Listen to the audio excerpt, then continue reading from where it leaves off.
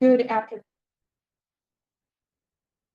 All right, good afternoon. It is 2:32 on Wednesday, April 9th, 2025, in this meeting. This is the meeting of the Sandpoint Parks and Rec Commission is now called to order. For the record, I am Commissioner Vice Chair Gwen Victorson, presiding in the City Council chambers at City Hall, 1123 West Lake Street in Sandpoint. Commissioners present or absent. Let's just do a roll call. Josh. You're absent? I mean, I thought it was a joke. I'm here, but really, present, I'm Hearing body. somewhere. Absent. Okay, Tyler Wedner, present. Gwen Victorson president. Cynthia Riopel. Then we have four folks, three joining online. We have Eric Donafield, Jessica Jens, and Taylor Long. so absent, then we have David Miles. And that's it? Yep. Okay.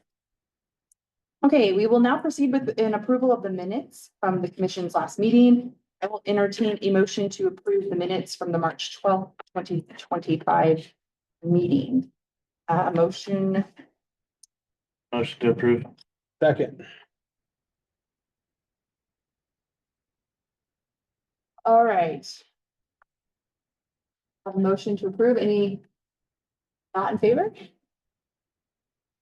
Any on Zoom, any comment? All right, then the motion passes.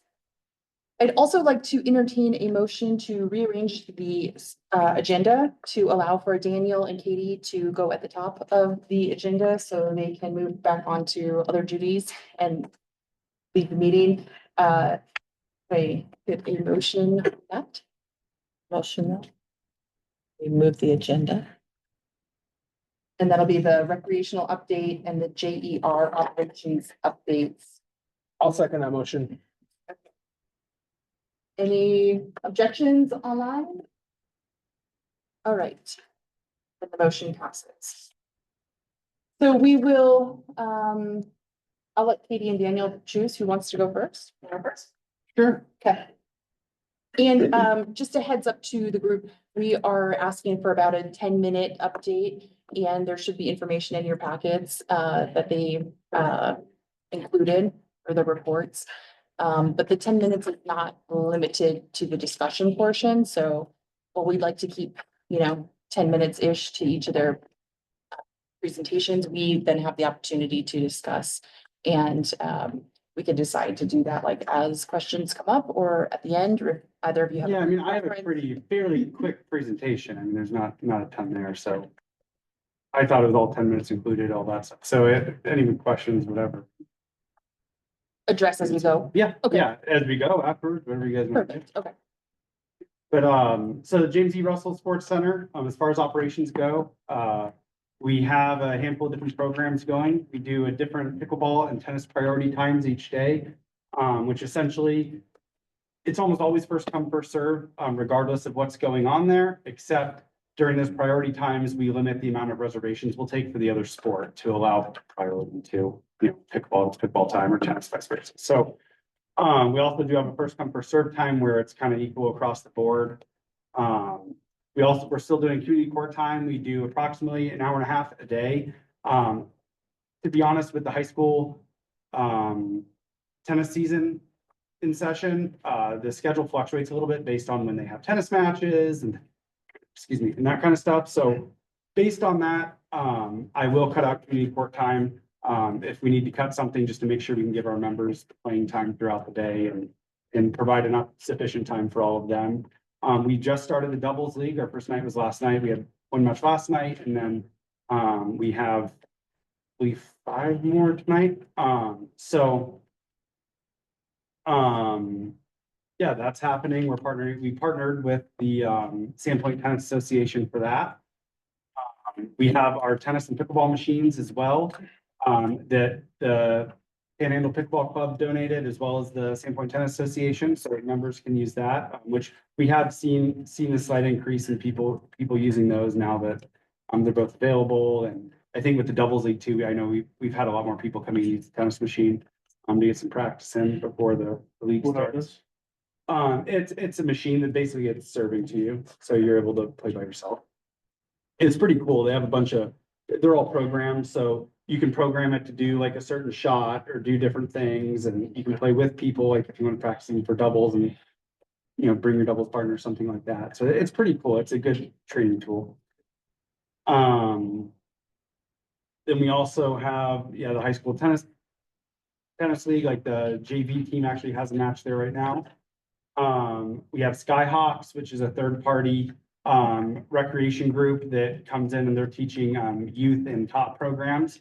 And they're not doing just pickleball and tennis. They're doing, I believe, soccer, and I think they're doing some basketball It's as like, well. it's multi-sport, like. Yeah. Top multi-sport. And then we also, right now, we are hosting a rental on Saturday mornings for the Panhandle Pickleball Club. They're kind of testing out just like a ladder league, like a small league for pickleball.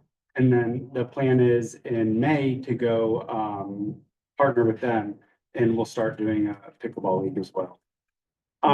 We currently have 7 part-time staff, although our availability is fluctuating quite a bit. We have with the season changing, we have some staff that are in school, some work other jobs. So people are kind of moving around a little bit there. My computer froze. And then I have on there, we're open approximately 75 hours a week right now. As far as revenues and expenditures are concerned, I did attach, I believe, like a tracking document that I keep up with for all of our admissions attendance. It looks like, and Jason, you may be able to correct me if I'm wrong on these, because I have limited access to what I can see as far as in our budgeting software and everything, but I believe it looks like we have $224,000 approximately budgeted, or expected in terms of expenditures. And right now we're at 125,000 spent, but almost 17,500 that's encumbered money. So it's money that's being held, but that we haven't necessarily spent all of that yet. And then we've currently brought in just under $57,000 in revenue. A quick question on that. Can you remind us the fiscal year? October 1st to September So 30th. that's as of October 1st. Yeah, so some of those expenditures, actually quite a bit of those expenditures were made before we even opened. Right. I was So curious. it's, Okay. it's a little misleading. Our expenditures are a bit inflated right now. We didn't open until December 16th. So I'm actually going to work with our finance director in the next couple of weeks to produce a report from January 1st on, so we can get a more accurate representation of what the actual facility costs are. And then- We were paying utilities before we opened. We were paying Daniel before we opened. A portion of my salary and Katie's salary is supported out of James E. Russell as well.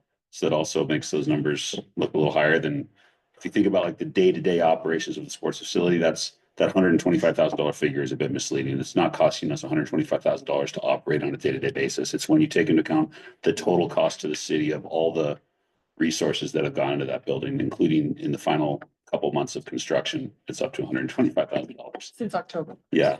And I can, if you don't mind, Daniel, I could break that down just a little bit more for the commission. And including like maybe the revenue side too, because I looked at your sheet and saw like the revenue coming in. And that's just the attendance. So Right, but it's, yeah. another that's the method for me to be total. able to track what we're bringing in on a daily basis. But like the school district, I understand is chipping in with like tennis. Mhm. So it's not the collective revenue and it doesn't total the amount on. Yeah, that's just our admissions for regular members and And if we invoice the school district for their use at this point, nope, not yet. okay, so school district is paying, they've been in there since February 26th or something and haven't been invoiced 28th yet. is when their first Yeah. day. So we'll get an inflow of cash from the school district when they get invoiced for their 3 or 4 months of facility use, which they're using it 6 days a week, I think. And that's just the Fine. tennis program. Yeah, the high school The high and school. middle school tennis programs. And so somebody asked me out in the community, that they thought it was free for youth. And I was confused. I didn't know the answer, but is it, if like a high schooler went in, it would be free for them, but teams who are Yeah, booking. so when we say free, we're talking about coming in for our like open play time. So that Open play pickleball time. priority or tennis Oh, gotcha. priority, that stuff, that's what's free for youth. Okay. But when the school district reserves the whole facility for a 3-hour practice, it's. Mhm. Yeah, if not it's like an free. organized play, Yeah. they You would. pay the reserve play, space yes, there. okay. And what did they Wasn't pay? there another club that had something organized in there? Was it lacrosse? We did have lacrosse in there for a little while, yeah, they were in there 2 or 3 days a week. Is that part of the revenue then? Has that been? I am not 100% sure on that one, as far as where all the revenues came from, because I just can only see the revenues, like I just see the bucket as a whole, I can't. I'm able to Do you break know, it down. Jason? Were they invoiced? I believe so. Yeah. I don't know if they pay, like I haven't physically, I don't think received the check, but. That the revenue in our back end for the sports facility is at $56,000. So it's actually right on what you said in your report. So Okay. that includes all the, and I don't have that in front of me. I have the expenses in front of me, but Mhm. I think helpful moving forward might be the detailed reports Mhm. for the commissioners. I can share a little bit of detail here. So of that it's actually 115 that we've spent to date with 17,000 encumbered, but that encumbrance is. It looked like a lot of that Internet. was internet, yeah. I'm I not sure could why we see have that. 13. So a lot of that was internet, and I don't know that. I'd have to dig into that, why we have $13,000 in internet fees envisioned. The rest of the fiscal year, that seems high. Are we expecting air conditioning costs this summer as well? No, there's no air conditioning. Utilities? No AC? Okay, thank you. There is AC, Oh, sorry. it's for the lobby and community room only, though. The HVAC system that handles the courts does not have AC. Okay, Yeah, thank so you. since October 1st, we've spent $15,850 on electricity. But So you part can of tell that, it's- a lot of that was construction. How much since? It's well, our Vista bill has been around between 2,700 and 3,700 a month since January. Oh, well, that's. So it's still pretty high. Yeah, heating is a major cost of the facility. Another upfront cost that we're not going to see ongoing that we've experienced in the last 6 months is the software. We spent $7,400 on transitioning to a new software. So that's a upfront cost. We've gone from the Civic Rec to the Rec Track software. So that's another one that we can expect to be spread out over time as we remain open. Other major costs, obviously salaries and wages is the big one, $43,000 on staff, full-time staff salary and wages. That's between Katie, myself, and Daniel. You've got benefits, including medical, dental, FICA, Percy, those come up to about $17,000 for the full-time staff. And then our temporary wages are actually relatively small. We've only spent $17,000 on those 6 or 7 part-time staff. So in the big picture, it's around 12% of our operating costs are so far are our part-time staff. So that's an interesting takeaway. It's really the full-time staff resources that are going towards the facility that are at this point more than half of the operating costs. Second, after that would be part-time staff. And then you've got the utilities and operational supplies and equipment is at about $6,000 right now. And again, that's another one of those costs that's going to be spread out because we had to outfit the facility in the first 6 months. So we purchased a lot of things like shelving systems for the back room. What are some other operating? I mean, it's all of it, the printer and, Yeah. I believe the equipment we needed with our new software, we have, like scanning devices, credit card machines, those kind of things. So all of that, a lot of that is kind of like what Jason's saying, one-time costs. Yeah, literally like I'm digging into this. It's like a bunch of little orders from Amazon for like $100 here, $25 there. So we end Yeah, up. and that's all stuff like caps for the nets. Yeah. When we remove nets and different little things that we'd need that will. So something to think about when operating a facility or, trying to run a facility or any business for that matter is the fixed costs versus the variable costs. Being that we've only been open 5.5, 6 months, we've faced a lot of fixed costs up front that are inflating those costs. So again, I've reminded the mayor of this and I've told everybody that we need to keep in mind that the first 6 months of any venture are not a great indicator of what that venture is going to look like over time. We've spent a large amount on outfitting the facility on fixed costs and just fine tuning our operations model for the facility to figure out how to balance those variable costs, those ongoing costs with our revenues. Just out of curiosity, was none of this could be paid from the or the grant? The donation Yeah, or or the donation. Yeah. was, as I've mentioned in many public meetings now, the donation was exhausted towards the construction of the building. Yeah. So. Yeah, including the contingency. Also remind me, is the plan to break even or is the plan to actually generate revenue? We're operating on like a cost recovery model. At this facility, having not been part of the parks inventory before, was never envisioned as a facility that would be subsidized from the general fund as our other parks facilities are. If you think about Memorial Field, for example, we don't make enough from use of Memorial Field to cover the costs of keeping Memorial Field. But the sports center was not something that the community overwhelmingly said, we believe, like our other parks facilities, that this should be something that is funded through tax revenue. So the goal is cost recovery. That's what we're going for. We need to recover the cost of operating the facility through our use of our programming.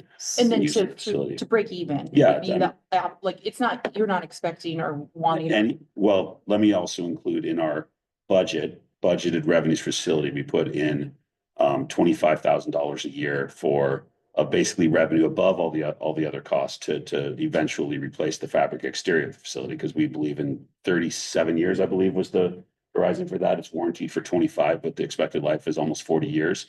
But you know, the fiscally responsible thing to do, and we do this with Memorial Field as well, also not to the extent that we should be. Eventually the turf is going to need to be replaced. Actually, the turf is going to need to be replaced in a much shorter time span than the exterior of this building. Most of us won't be alive when the exterior of this building needs to be replaced. That turf's going to need to be replaced in about 7 years. And that's going to be about a $2 million project that the city's going to have to figure out how to fund. So we do set aside some money every year from the use of Memorial Field for eventual turf replacement, in the same way we're setting aside 25. We're aiming, right now we're not able to do it, but we're aiming to set aside $25,000 a year for eventual replacement of the PVC material on the building itself. Jason, if I could just jump in, Jeremy, Mayor, to specifically on your question, I'll use the analogy. We had a boat with a few holes in it before. We didn't have enough money to do everything we wanted to do in our park system. We got this generous donation, and the hope would be that we're not putting another hole in the boat, and we're not gonna put more strain on the system. So yes, it's the hope that this thing can at least cover its operating costs. Cover its costs. I'm not sure that it's possible at this point. But we're All right, Daniel, you might have more. Yeah, I just have our kind of our future plan, which is market facility for more third-party rentals, increase our programming to include more lessons, leagues, tournaments, potentially a tennis or pickleball and pickleball pro, and then continue to promote and grow our activities and classes. So, commissioners, when I looked at the materials, I had some thoughts that I thought might be beneficial for, you know, if you're looking for. And I don't know if anybody else was thinking kind of in the same line, but maybe we could open it up to discussion if you have thoughts on, you know, maybe potential places that you folks could look to increase revenue, if that's what you're, you know, hoping to get from us today. We, of course, are serving to be helpful to you, so I wasn't quite sure if that's what you're looking for from us, or. I mean, yeah, I'm always welcome for ideas and that kind of thing. Did anybody else? I have something to contribute to that, Gwen. I have some suggestions, but I also have a question I'd like to have answered first. Maybe from city staff. Are the guiding principles of fiscal sustainability and equity for community use and free youth access, are those, were those conditional? Were those set by the donor? Like, are those just overarching goals that you're looking to adhere to, or are those some sort of conditions of the actual, the donation? Like, are those, you know, what, how do we uphold those? Do we have to? I guess I'd like to understand better what those mean as guiding principles. Thanks, Jessica. I'll take credit. I'm not going to ask Daniel to explain that, because those were goals that I established before Daniel was hired here. So the financial sustainability is really just the basis, right? There's really no way to approach this facility without saying we're not going to place a strain on the taxpayers at Sandpoint. We need to figure out how to make this facility perform financially. Equity, I think, is a guiding principle of pretty much every city endeavor. Like, that's kind of what local government's for, is to provide equitable access to all of our city facilities and services. And then free for children, that one was a little bit more inspired by Jim Russell, the donor. He's made it clear that he wants this facility to be available and free for kids.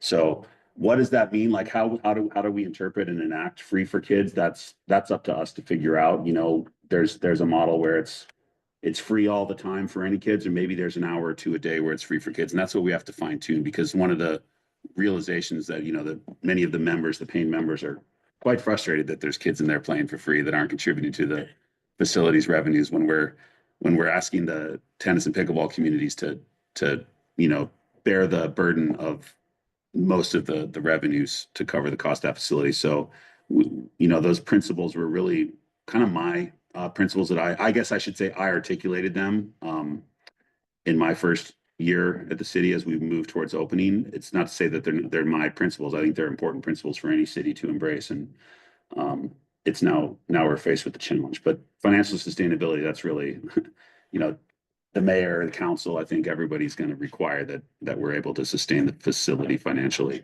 Is there like a memorandum of agreement or something that went along with that from the donor?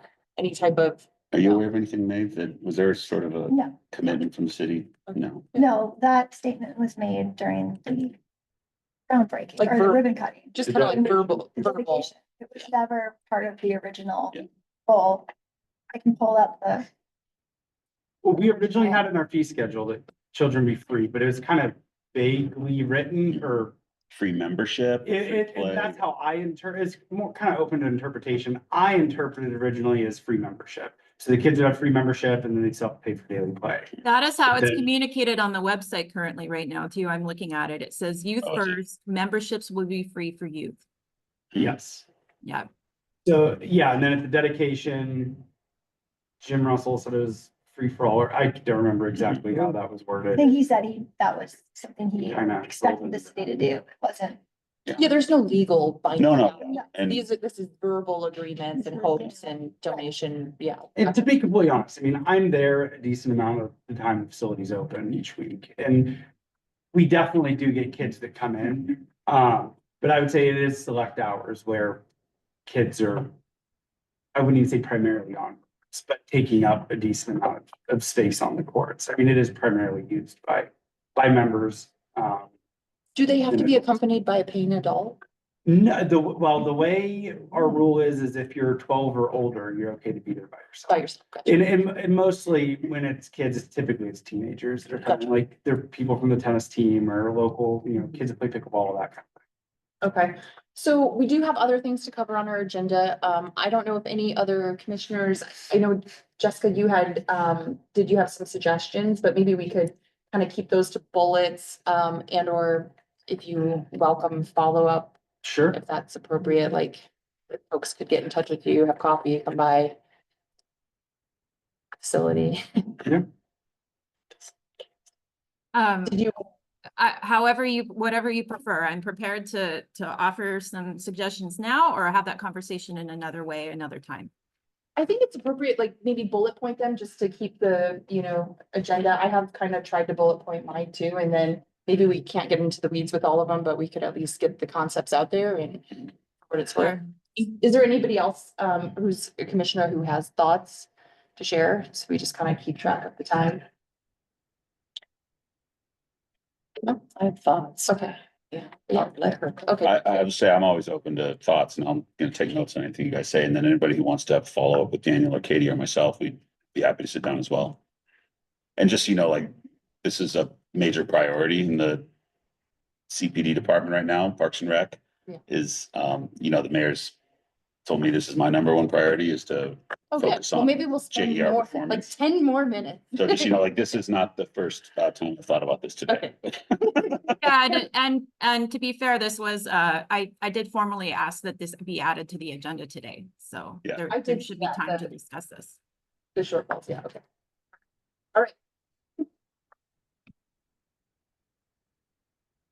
So would you like Jessica to? Yeah, please, yes. Oh, yeah, okay. So I mean, anytime there's a revenue shortcoming, you have two options, right? You can cut costs or you can generate more revenue. I think everything you all are doing there. I mean, it seems like there's no obvious cost to cut with, I mean, I've been in there. I see the people that are playing don't look overly hot. The people that aren't playing are wearing light coats. I don't think we're spending more on heat and things like that than we need to from my personal experience. I've actually spent a fair bit of time there this winter. I have children who play, but I don't. So I'm often in the lobby and kind of have a sense of, you know, how that feels. So I don't see a lot to trim there. I think there are some personnel performance issues and things that maybe could be looked at, or ways that maybe when staff are not busy, are there other tasks that would benefit the center or the Parks and Rec at large, or the city at large, that they could be engaged in administratively at the desk when they're not being engaged with customers. I have some ideas there, but I think that could be another conversation entirely. I do think there are times when I've observed employees that don't look like they're engaged in things that are work related. I do think there might have been a young man gaming at some point, but that, like I said, that can be another conversation for another time. But that is another thing to consider, since you suggested that, you know, or shared that employee costs are one of your biggest costs at the moment, then maybe better utilization of the employees is something to look at there, if they are in fact needed. So the other thing, I think on the revenue side, I'm just thinking like a mom who used to have 2 toddlers.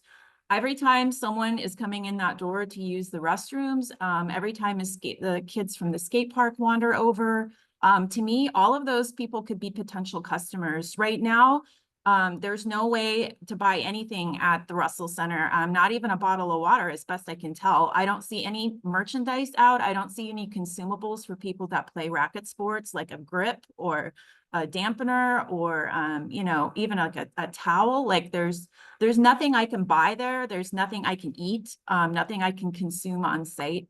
And maybe tying back into better employee utilization, maybe selling things to people that come through the door should be a priority. You know, right now there's 2 or 3 tennis matches a week at that facility, where you have dozens of captive families that are coming up from Post Falls and wherever, right? You've got all these teenagers that would surely buy snacks or things. Right now, all of those people could be potential customers, and they're not buying anything because there's nothing to buy there. So I guess I consider, you know, as far as on the revenue side, what and also on the employee utilization side, can that area be used to sell things that benefit racket sports, but also just general park users, right? What might parents of toddlers and people that are utilizing the skate park, how can they bring revenue to that center that's outside of, you know, just the people that are utilizing it there? Like, I guess I envision it being a hub for that entire park, not just a racket sport facility, right? So those are just observations I had, right? A lot of people coming through the door and they're using the restroom, which is great, but they're not, you know, there's opportunity there, I think, to have them as customers that's not being capitalized on. So that's really just, that was kind of those were my big points. Thank you for offering your suggestions and your thoughts. Daniel, do you have any comments or? No, I think it's a great idea. And yeah, we can start to implement some of that stuff. Yeah, I mean, you know, popsicles in the summer, I'm not for consumption. I mean, outside consumption only, maybe, because that's a mess. But you know, I just how can everyone utilizing that entire park be a potential customer, even if it's just a small transaction, right? Even if it's just a small consumable. Yeah, and to be honest, I mean, that's been something we've talked about since I've been here. One thing though, we were held up for a while, just for be fair to us, JR, or whatever, is the software. We were very limited with our old software. That was part of the software change. But it was very difficult for us to do transactions. For a while, we were doing transactions all manual by hand on a computer. That was it. We were able to take cash. We were able to have a card machine, anything like that. So it made it difficult to be able to sell on memberships and daily admissions, let alone concessions and everything else. So with us getting this new software on board and kind of getting all of us up to speed with it and all that, we have slowly started to implement sales with some things, like we are selling cans of tennis balls now. And then, like I said, like we got those ball machines, so we're able to start, selling the use for that. So we are slowly implementing that stuff, but yes, I 100% agree with you. Thank you. Sure. Yeah, I think those are great ideas and we'll utilize the traffic that's coming in there, even the people that aren't involved in pickleball. They're just coming in and want a water or soda or whatever it be. I help bring in some more revenue. Is there signage up that would allow you as a mom to like figure out how to book a birthday party when you walk in there? Not currently, no. So one of the things, we actually met with IT last week. One of the things we're doing is, have you all been to the facility before? So at the front desk, there's a TV right above the front desk. They're actually supposed to install essentially a small computer that attaches that TV, and that will end up being our menu screen, where we could scroll through with everything from admissions to like concession items and some of our programs and different things that could help entice people to purchase and want to play and stay and all those things. So that's something we're working on.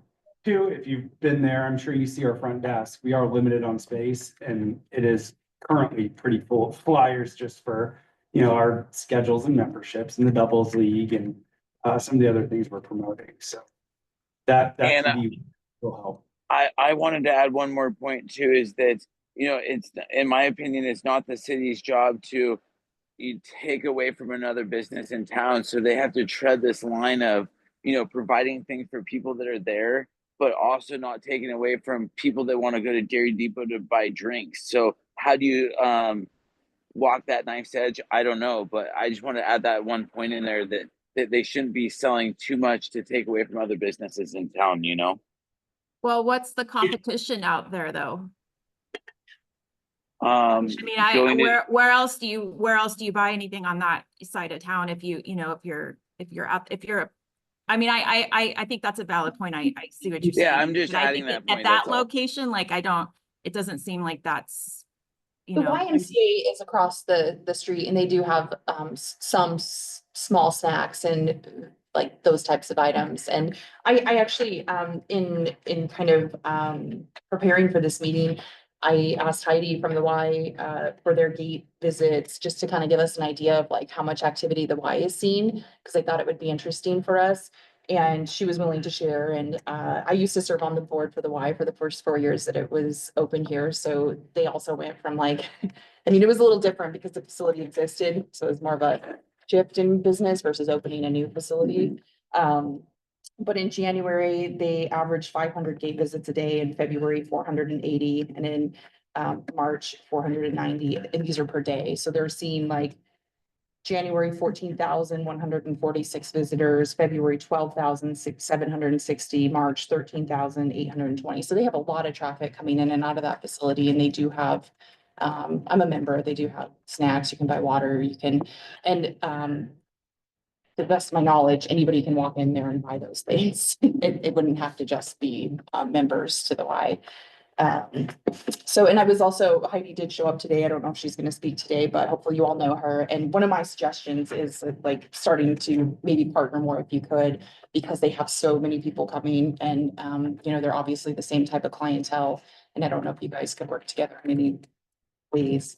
My other bullet points were just like increasing signage and including it at City Beach, maybe QR codes where like you're down at City Beach and you're looking for a birthday party venue and, you're seeing that there's an option at your facility, or City Beach, like anywhere, but making it accessible for moms to just like hit the QR code, go to the online system, register, because there's a lot of money in that market.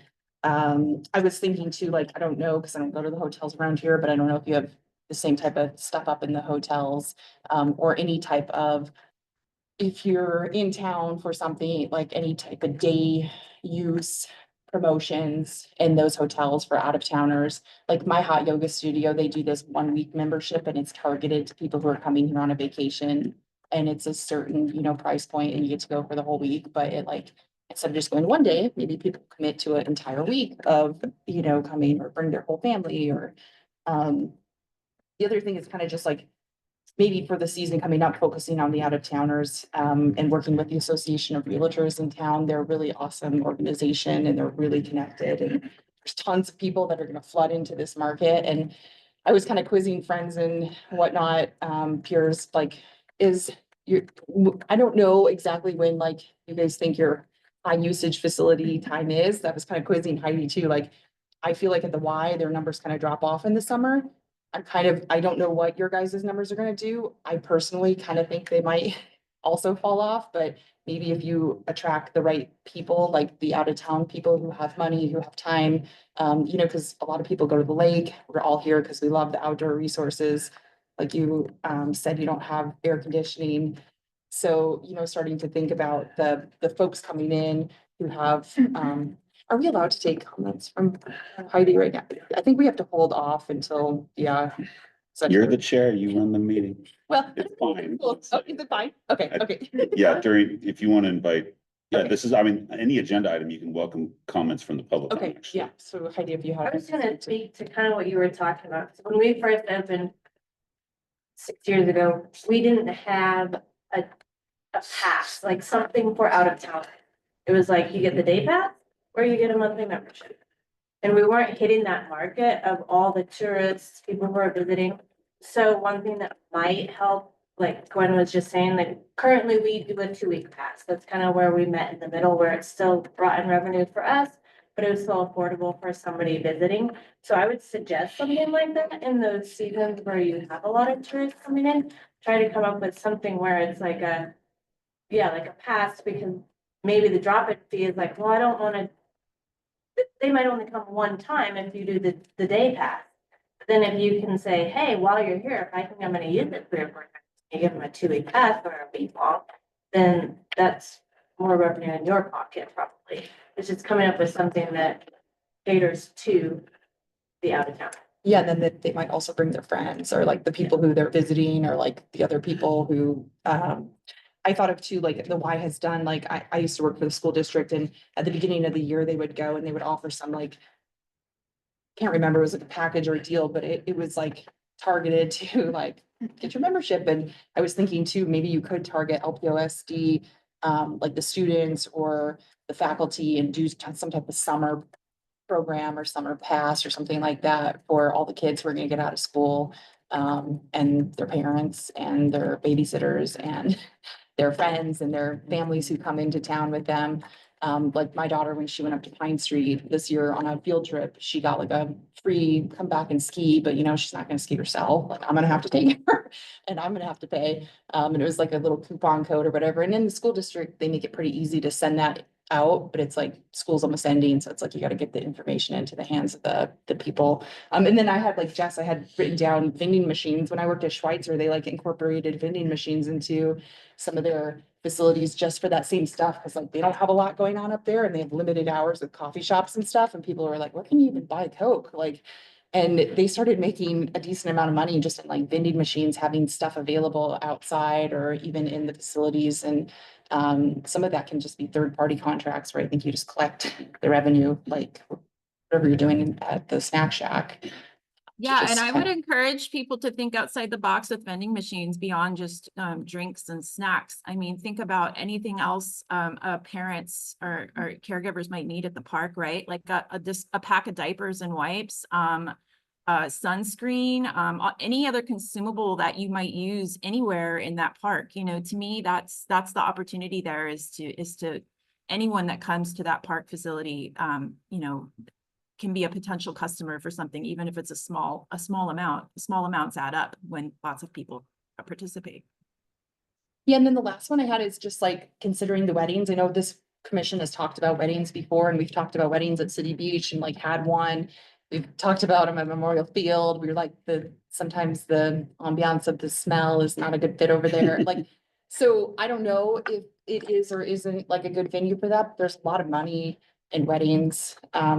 And there's a lot of demand here and there's a lot of outdoor weddings. And if there's rain events, maybe you could serve as a backup.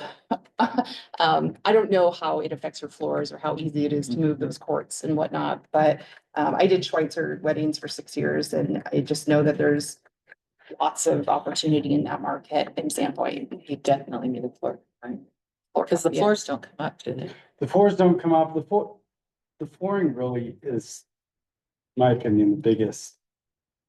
As far as hurdle, yes, Yeah. as far as getting other stuff in there, because. You know, putting tables, like, let's say we were gonna have a wedding, you know, putting tables and all that kind of stuff out, it's gonna start messing up the floors and that facility too, I mean. Even going into like larger scale events, I mean, there's not, but. We have a lot of logistical concerns as far as parking, restrooms, tables and chairs for anything, we don't have enough to have a large event, so now we're talking about having to rent, and Yeah. there's a lot of stuff that would go into. Potential issues with that, but all of those things, it's hard to do on that flooring too, because it's, Yeah. we don't want to damage it.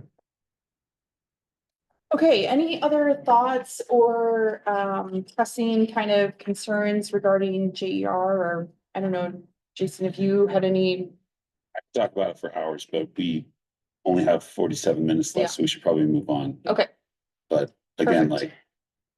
Email Daniel, Katie and myself with any other suggestions, and I've got a running list.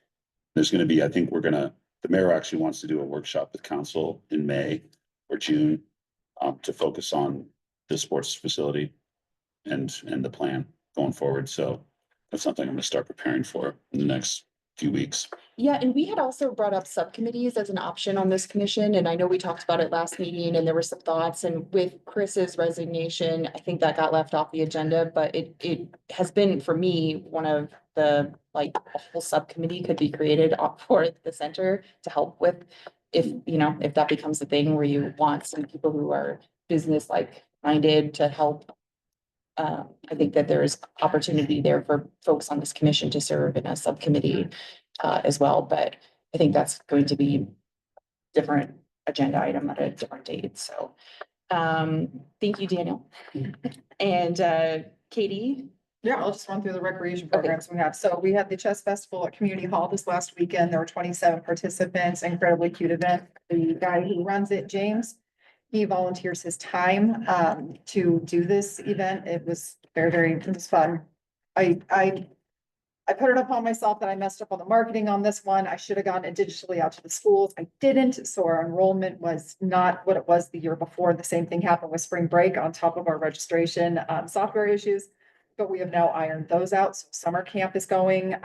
People are enrolling for that. People are enrolling for our tennis classes. Our sailing classes are almost full. And so the recreation programs are going. Skyhawks has started their basketball clinics across the street at Pine Street Park on Mondays. We have Tiny Tots little sports things going on Saturdays at the Russell Center. They're waiting for more enrollment for their tennis and pickleball, so I'm pushing out more marketing for that, and we'll be sending those out to the elementary schools as well. And then with our lifeguard program, we have advertised it to up it to $16 an hour, and we still have not gotten any traction except for one more applicant, so we're at 4. What's the We goal? want 6. We need 12. We need 12 certified. This is another reason I asked Heidi to come to the meeting, because I know, like, from what I understand, the city and the Y used to work together with lifeguards in trying to tackle this program. And I don't know how it's working now or isn't working, but if there is an opportunity to work together again, like, I don't know, Heidi, how many lifeguards does the Y have? Yeah. 20 or 25. Certified. So that's, I mean, I'm 100% open to working with the city, and we presented this a couple different times.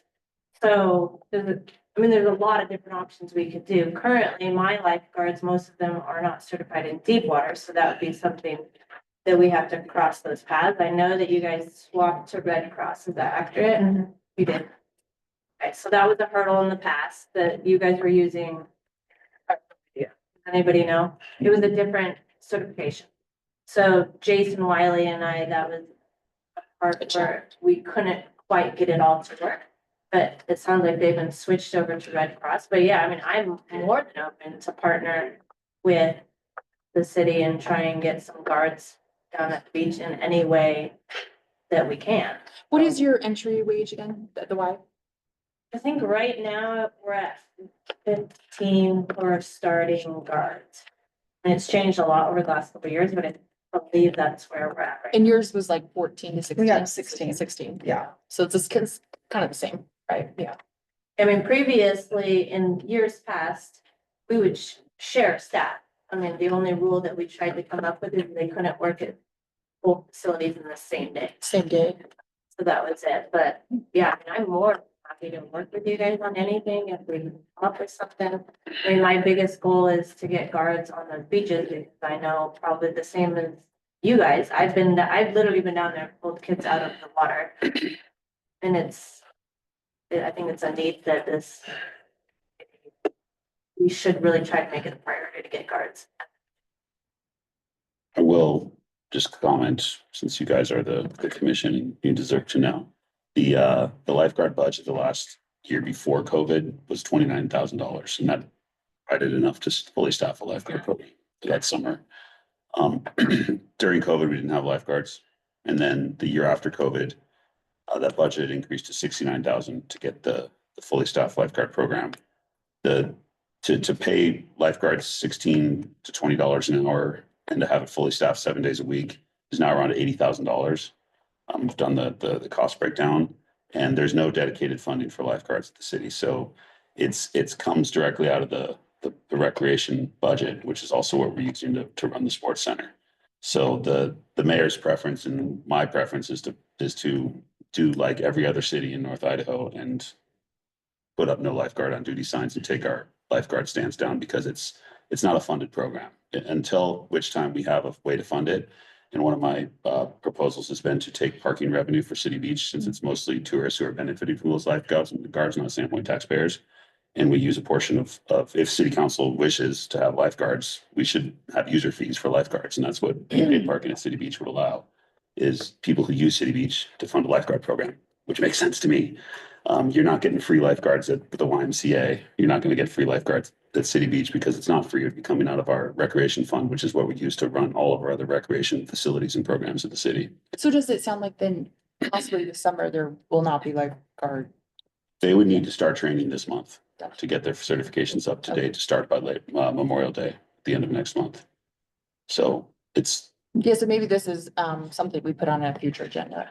Yeah, and I would prefer to have dedicated funding source for lifeguards, because I find it actually offensive that we'd use Sandpoint property taxpayers to provide lifeguards during 2 months of the summer. And most of the users are. I'd like to look at how this lifeguard program has been run and have somebody dedicated to be able to, because our past has been Jason Wiley has also overseen everything in recreation on top of overseeing the lifeguard program. Yeah. And being in his seat right now, I don't know where my plate will ever be able to pick up something as important as something that has such a high liability as lifeguarding. Yeah. Yeah, I know. That was always like, it was amazing. That was all. It would be amazing to actually have an aquatics supervisor during the seasons. I've looked at other municipalities that still have their lifeguard program, not necessarily in Idaho, but they have supervisors that oversee specifically the aquatics programs during the summer. Yeah, I don't know, maybe like eventually, or other conversations, like there could be a cross boundaries partnership with the Y too, because they have a 30 to 40 hour aquatics director position open right now that they're having trouble filling. It's kind of a revolving door position, and clearly there's a need in our community, and maybe there's just other ways to attack it in the future.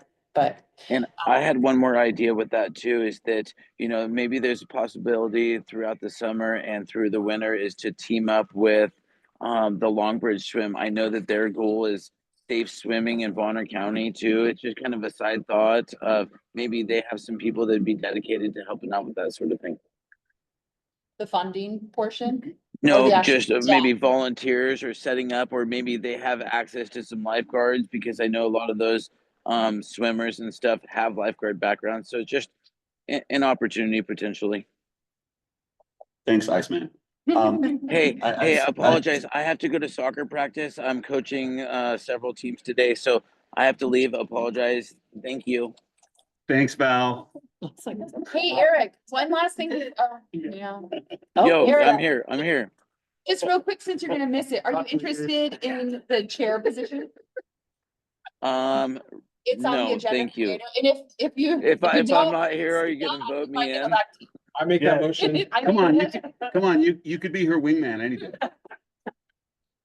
Then you might get killed. I'm stretched pretty thin, but if no one else would do it, I would be happy to. Okay, thank you. Okay, welcome. Thank you. Bye. Tower is clear for flyby. Okay, Katie, sorry. No, so that's it.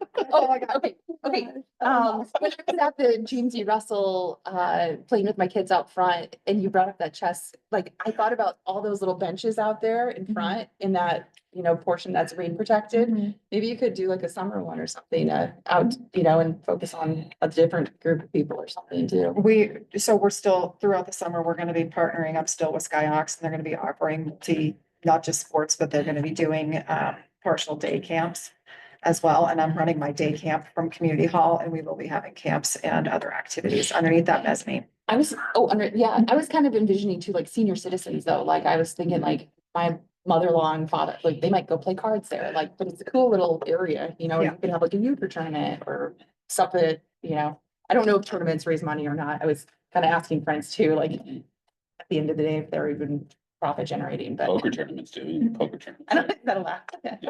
Yeah. Don't say. Open it up. Okay, okay, Katie, thank you. Yes. I have a quick question. Where did you guys get the resignation? The what? The person's resignation letter? Do you guys? I don't get anybody's emails. I'm not attached to anything. Chris emailed Cammy, I think, with that letter. Yes. Yes. Yeah. Okay, I'm not getting it. I don't know if I'm supposed to be getting emails, but I don't believe anybody got it. I think that Oh, I okay. got it by text. Oh, only, okay. Just want to And make sure. and Chris was more like heads up, you're on deck for the next meeting, Okay, just like a heads up. Just want to make sure I'm not attached to Missing, something. yeah, gotcha. That's great.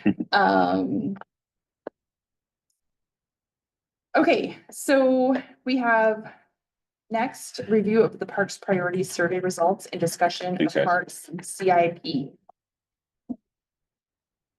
May. You need to share your screen. I guess I don't need it if you all have it. Yeah, we got the staff report. So, So, did everybody have a chance to read Maeve's staff report? Yes.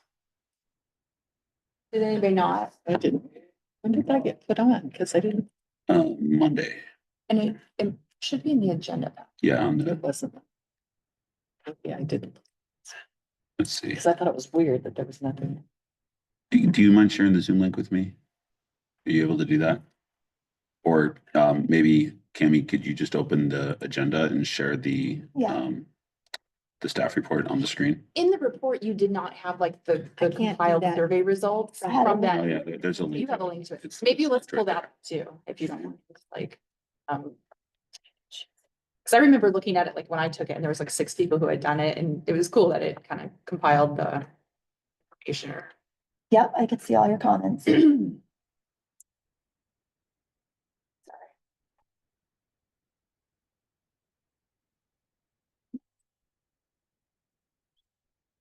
Comments that I've made or No. in general. That the commission. Jason, made. I just forwarded my link to you. Okay. Let me see if I can share my screen then. Are there comments that are offensive? I'm not picking up on it. Yeah. Yeah, I personally haven't read through it since I answered it. Okay.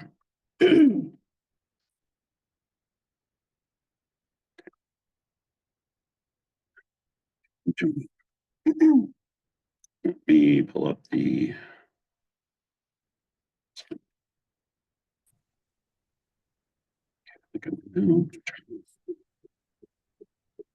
Also, this out while Sorry.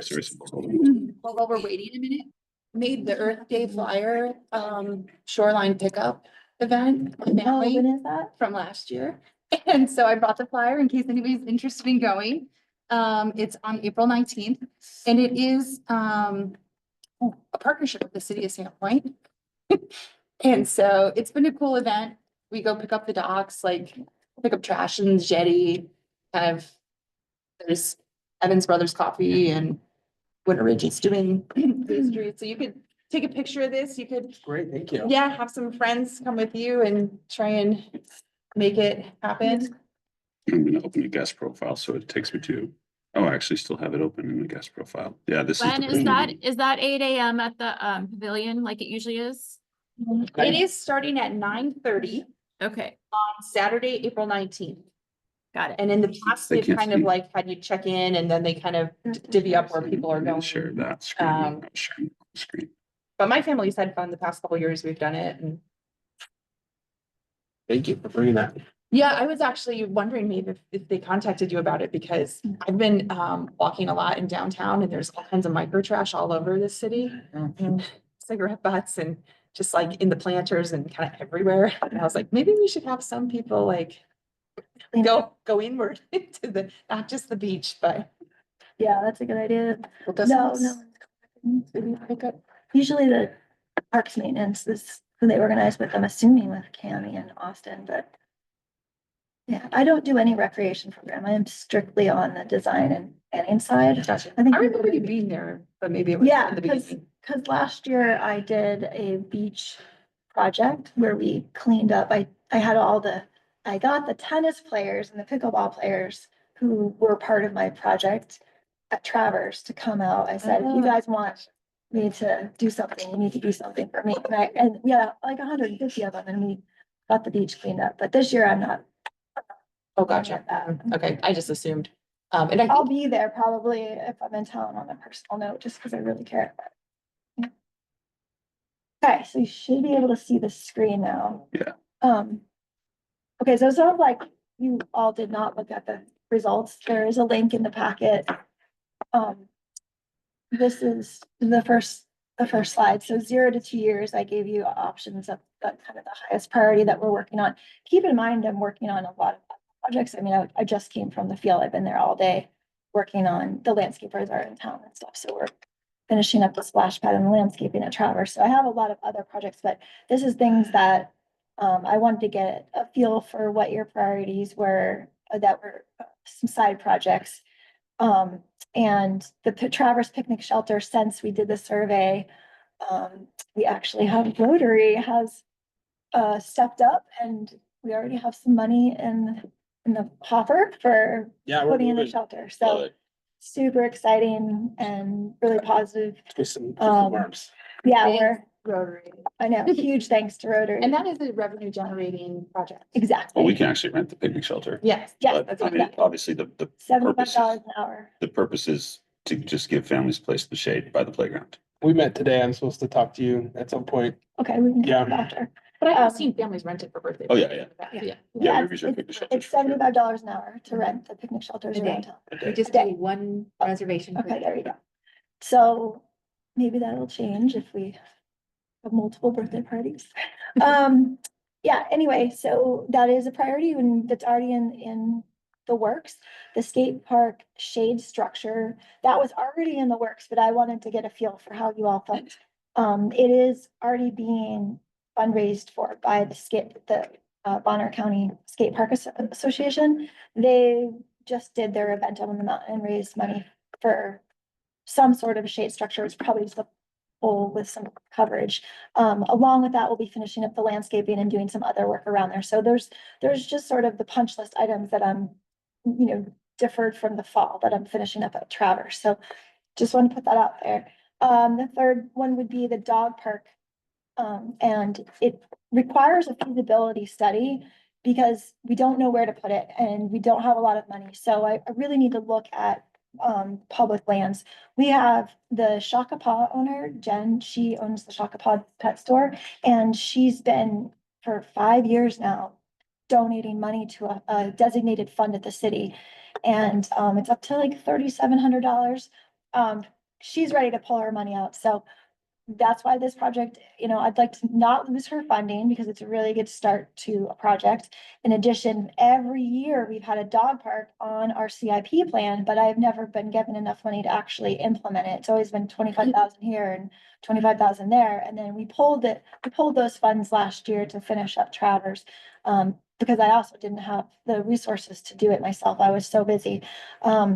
So now, hopefully my time gets a little bit better. My thought was to look at all the available park sites and then pick the lowest hanging fruit, the most affordable, the highest priority that the community things we could do. And, I'm probably gonna look at parks that have fences that we could tie onto and things like that. So that's why I said feasibility study. I would do it all in-house with the goal of constructing next year and fundraising over the winter. And obviously grants as well, but that's the thought. I don't have a budget line for that. Like I said, with the feasibility study, you'll see multiple options, and it's not just a dog park. It could be, an off-leash dog walk, trail, things like that. So facilities for dog facilities, that's really what this is about. So I can't read it because of my eyes. I don't have the, what you're saying, these are the top three that, Right. that this commission ranked. Yes, Gotcha. yes. And Okay. see, Yep. so For like that's the short-term priorities. Yeah, okay. 0 to 2. So this is 2025 and 2026. Okay.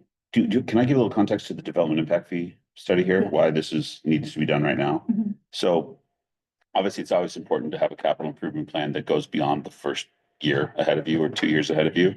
So it's always a good idea for cities to do this sort of exercise and rank their priorities for capital projects like this. But it's particularly pressing right now because the city is in the midst of a development impact fee study. So one of the two ways we pay for parks capital improvements with our own money, I should say, there's grants and there's donations, of course, as well. The Parks Capital Improvement Fund, which is revenues from our parks facilities. As you guys know, that's primarily moorage, RV park, facility rentals. Okay. The other is through development impact fees. So every time a building permit is issued in the city of Sandpoint, there's a parks development impact fee included in that fee. Right now, it's around $3,000 per building permit for a new residence, a single family or multifamily, $3,000 to $3,500. That hasn't been updated since 2012. It's long overdue. So we're in the midst of updating that. The previous administration has kind of kicked the can down the road. Jeremy, like one of the first things he did was said, we need to get these fees in line with current capital costs because it had been a long time since they've been updated. So we have a consultant from Boise. They do these fee updates for cities all over the country, not just Idaho. And they did ours historically. They did ours 12 years ago. Yep. So they're in the midst of working with all the divisions, the departments, including public works. So there's going to be streets fees, pathway fees, parks fees, police and fire fees. Okay, so I put Maeve in charge of updating our capital improvement plan so that we have a justifiable fee that we levy. So the total cost of all of these parks capital improvements, 1 through 12, plus the 3 on the previous slide, is likely to come out, what was it, $7.5 million is what they said over the next 10 years, based on our growth projections. So based on the estimated 2.5% population growth over the next 10 years, we need to provide, what was it, 22 more acres of parkland, X number of new park amenities. An amenity is like a slide or a swing set or a tennis court or a pickleball court or a picnic shelter. Yeah, X square feet. Because of the James E. Russell Sports Center, they've established an existing level of service. This is actually a really good thing that came out of JER. Was we now have in addition to community hall, which is all we had as an indoor recreation space before, we have this 40,000 square foot indoor sports facility. So if our population grows by, let's say, 15% in the next 10 years, we need to grow the amount of, we don't need to, but we can justify through our fees, growing the amount of indoor recreation space by 15% from what we currently have. So that these guys doing all their calculations say, well, to do that will cost this many millions of dollars. So we need to make sure that we are collecting fees to generate enough money to do that. Not that we have to do that, but the justification here through state law is that to maintain our level of service for today's population, we need new growth to pay these fees so that we can expand our level of service in all of our parks. So that's why Maeve has another week or two to finalize her capital improvement plan. Meanwhile, Holly, our public works director, is finalizing her streets and intersections capital improvement plan. The fire and police chiefs have had to put together their, how many more police cars are we going to need to serve an extra 1,500 people? How many more fire apparatus are we going to need to serve 1,500 more people, et cetera? So that's kind of the context of this, and why you guys ranking these helps us create this capital improvement plan. So it's really not something we need to spend hours on. This is an exercise that's required to be done by state law for this fee study. The goal being that Maeve has a CIP, a capital improvement plan she can provide to our consultants and say, here's what we would like to do in the next 10 years. And here's the order we want to do them based on input from the Parks and Rec Commission. And then she'll apply approximate cost to all these And we know that those costs should come out to around $7.5 million, because that's what we can justify based on population growth in our existing level of service. And I do. So it's kind of there's a little bit of like, we're molding this to meet the needs of the fee study. And if you didn't read your packet last time, there was there was 4 pages in there. It is relative because there were questions in there and in your responses that made me think you maybe didn't read your packet. The first page speaks how I got to these projects in the first place, as based on the park master plan, which was adopted in 2020. And then, where we're directed now from the current administration, I mean, city council and the mayor, basically to not necessarily go build new parks, but to take better care of what we have and take care of critical infrastructure. So, just to give you a little back, so I didn't come up with these out of, this isn't Maeve's wish list. This is actually based on an adopted master plan. And no, the master plan is not getting thrown out. Someone had said that. So I just want to let you all know, no, we're not scrapping anything. This is a practice. The master plan is, 5 years old now. And so it's always good to check in on your plan every 5 years and make sure that we are still on track with the same priorities.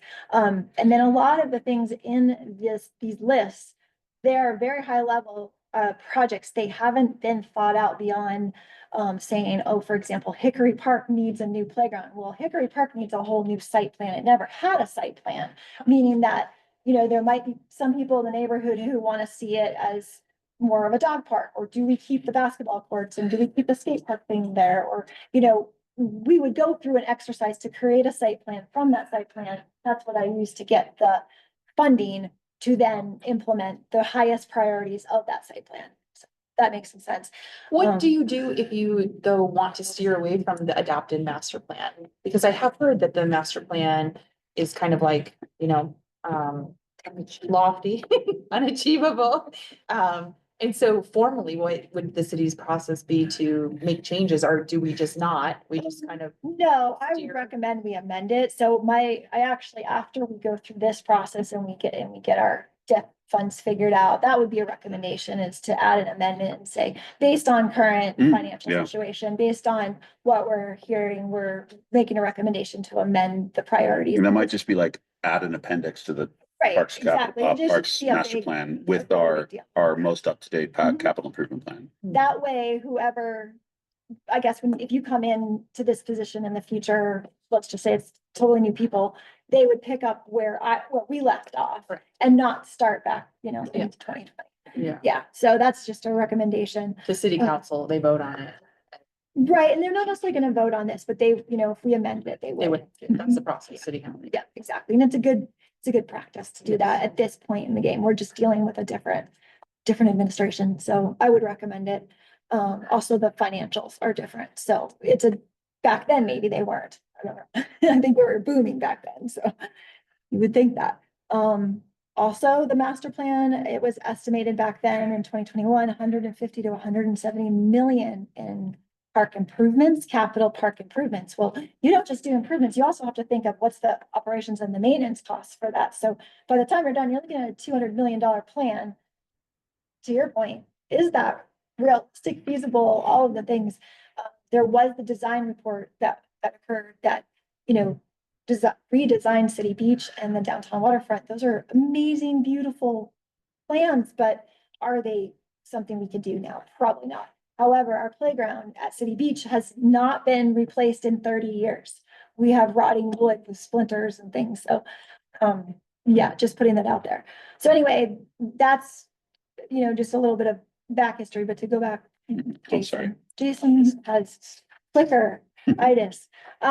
So now looking at more planning projects, these are ones that are not necessarily going to go to construction right away. But these would be, I would work on the design and the planning to then generate money and start obligating money.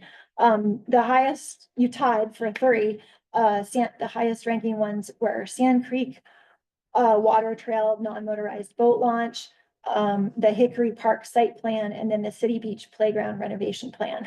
And then the 4th one was Lakeview site plan, and the basketball court resurfacing.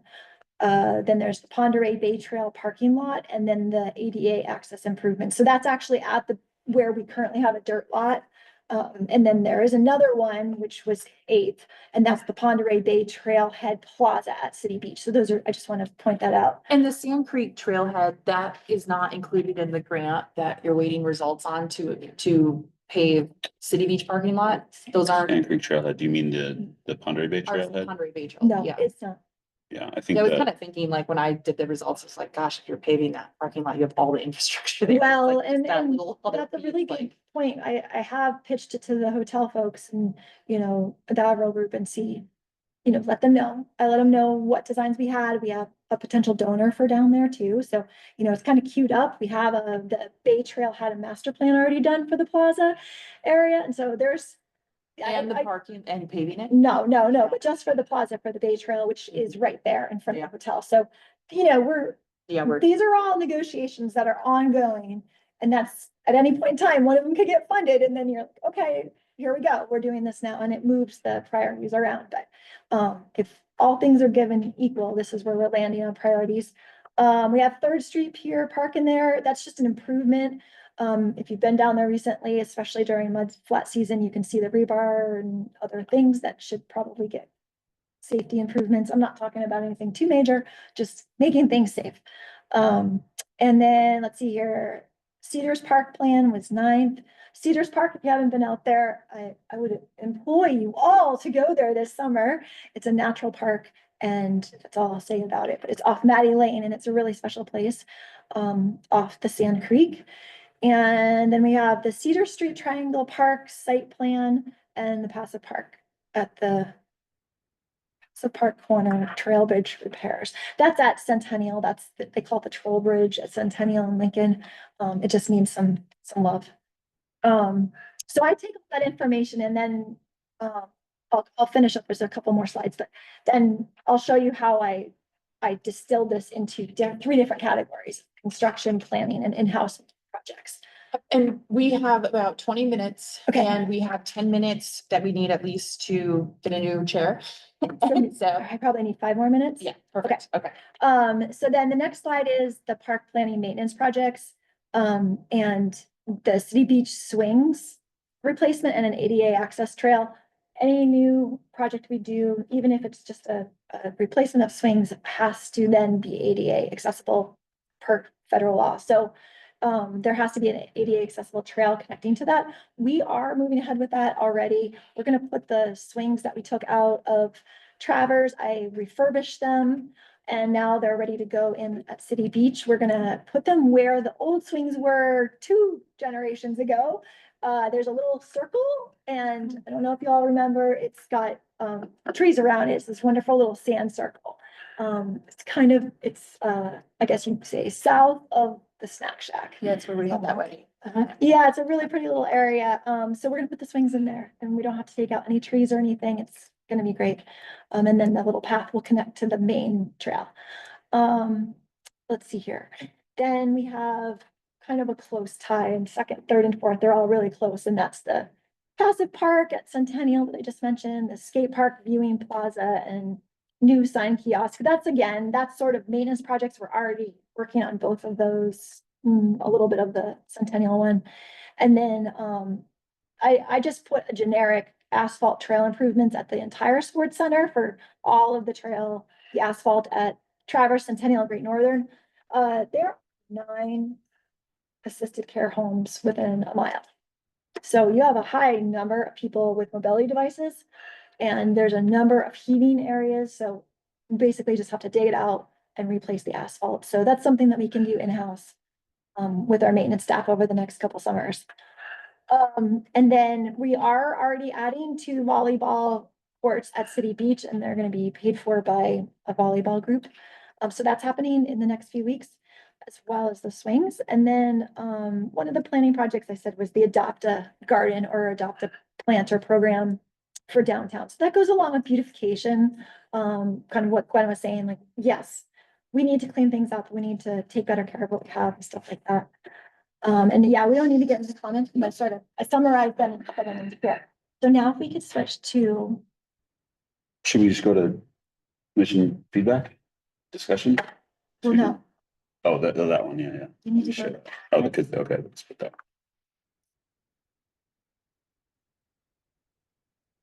Any questions or comments about the survey? Thanks for the chance to give feedback. Yeah. And respond to it. Yeah, I think that's a good way to do it, especially for the future. Okay, so really quickly, the way I broke it out and also the other things on my list was the left-hand column. So this is broken out by 2 to 5 years or 0 to 2 years, sorry. This first box, and it's, the left one is construction projects. Those are ones that are going to require most likely an engineer or some sort of professional service to help with the design, and then a contractor to install. That means it's beyond the capability of our maintenance construction crew. The middle category is all in-house projects. Those are ones where I can assist them with the design. And then we do sort of a hybrid design build project, and we get scrappy with our money. Sometimes user groups pay, sometimes we pay.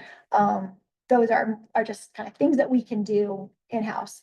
And then the planning ones ultimately turn into construction. So that third column is where we're establishing what is the exact project scope. Typically, we're doing a site plan. It is identified through, the site plan is identified through a rigorous site analysis, public outreach. I would ask, that's why I asked you all, what are you interested in? I would come in to ask you, do you want to be part of my advisory group?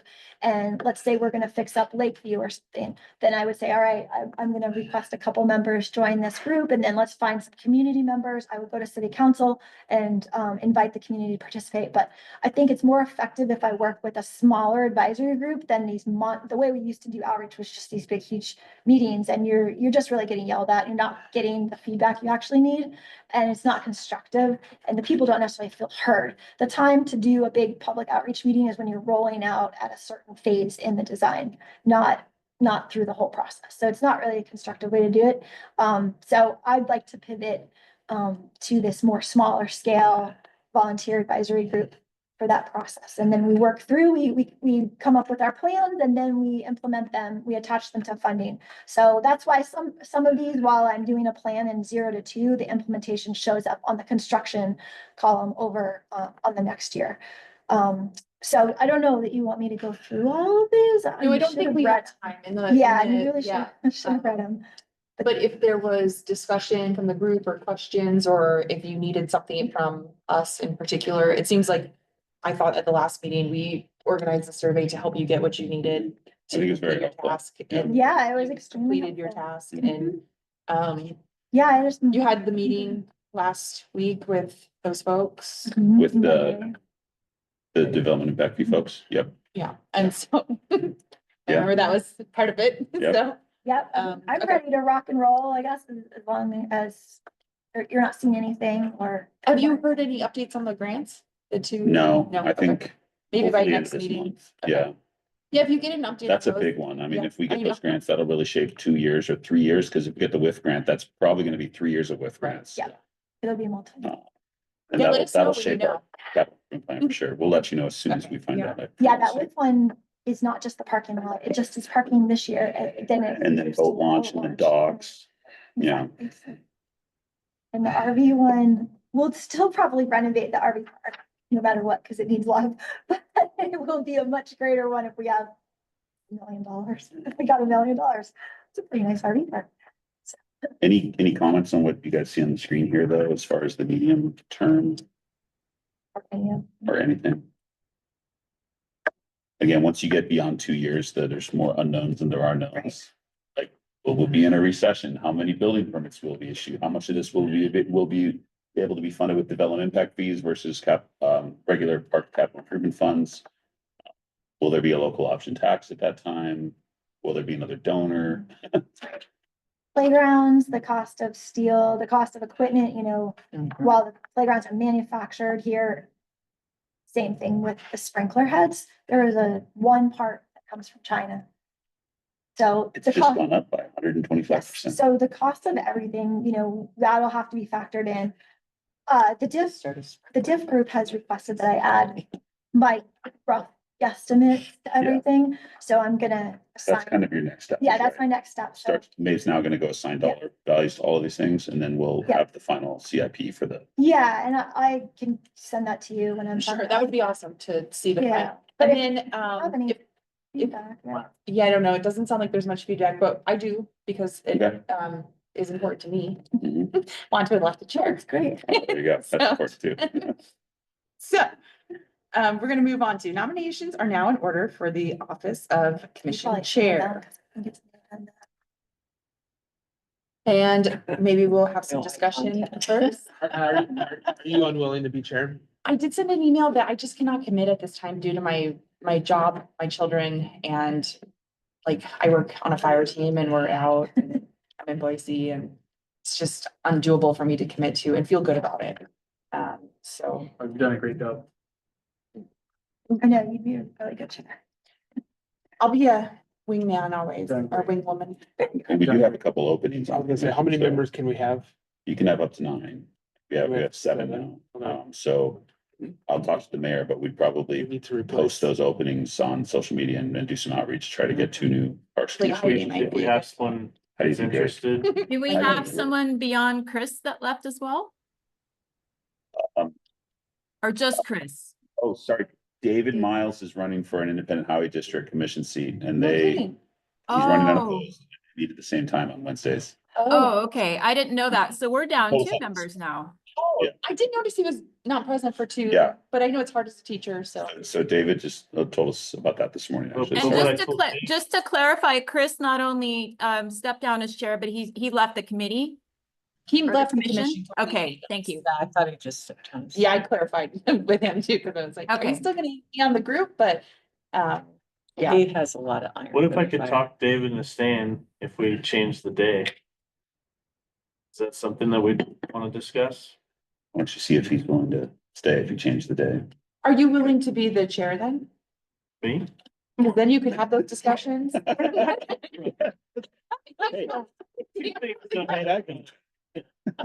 No, I'm not interested. Okay, is there anybody who's on the call who's interested in chairing? Jessica, I'll Taylor, nominate Eric Donenfeld. I mean, Iceman, Say that, I was like, Tyler? perfect, log Tyler, off. not interested? not interested. So, Hey, it's Eric.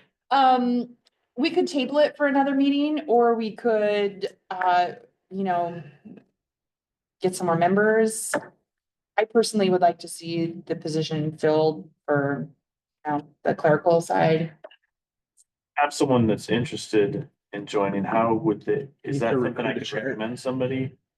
Or Joining the he's commission, heavily involved in recreation. city resident? It Yes. sounds like an application process, Yeah. like well, we Yeah. did, right? So I would just get him to apply and I could maybe put in a recommendation. for him. Yeah, I don't know if the applications are live on our website right now, because we Yeah. haven't really had a chance to coordinate with, We were talking about it. He didn't know I was on the commission Yeah. and he goes, oh, how would I be a part of something like Cool. that? I'm like, well, we're all full. And then this happened. Yeah. So, good fit.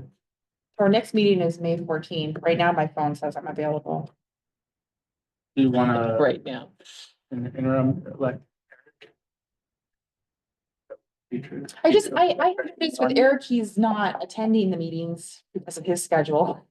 And so for me, like, I could chair a meeting from Boise International Dispatch Center, but is that really the best for the commission? Like, I don't know. Is that Well, best for the group? Like, I feel like it's what you say and do versus if you're here or not. I feel like if Jessica had a lot of great comments and it didn't matter that she wasn't here, she was participating. So I think to me, that's more important than having someone here that's maybe not gonna be as good of the chair. is there a city rule about you have to be present at the No. meeting? No, there've been many council meetings where the mayor wasn't even present, ran it from a hotel room. From a hotel.